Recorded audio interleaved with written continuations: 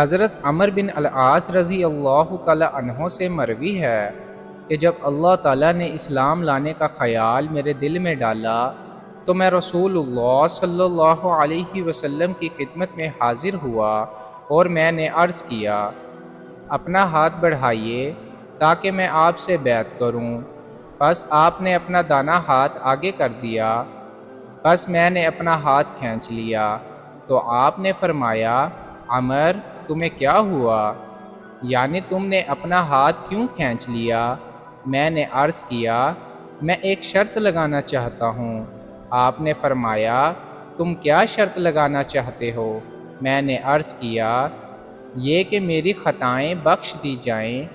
آپ نے ارشاد فرمایا، اے عمر کیا تمہیں معلوم نہیں ہے کہ اسلام قبول کرنا پہلے سب گناہوں کو ڈھا دیتا ہے، اور ہجرت بھی پہلے گناہوں کو ختم کر دیتی ہے، اور حج بھی پہلے گناہوں کو زائل کر دیتا ہے۔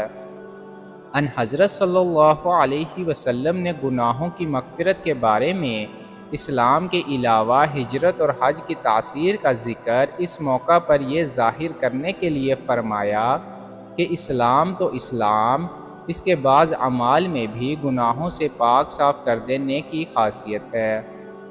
لیکن دو باتیں یہاں خاص طور قابل لحاظ ہیں۔ ایک یہ کہ اسلام لانے اور ہجرت یا حج کرنے کی یہ تاثیر اس صورت میں ہے جبکہ یہ کام صدق نیت اور اخلاص کے ساتھ کیے جائیں۔ دوسرے یہ کہ دلائل شرعیہ سے یہ بات اپنی جگہ ثابت شدہ ہے کہ اگر کسی کے ذمے اللہ کے بندوں کے حقوق ہیں، خصوصاً مالی حقوق، تو اسلام یا ہجرت یا حج سے وہ معاف نہیں ہوتے۔ ان کا معاملہ حقداروں ہی سے صاف کرنا ضروری ہے۔ کفر اور شرک کی زندگی سے تائب ہو کر اسلام قبول کرنے والوں کے پچھلے گناہوں کی معافی کا وعدہ قرآن مجید میں بھی کیا گیا ہے۔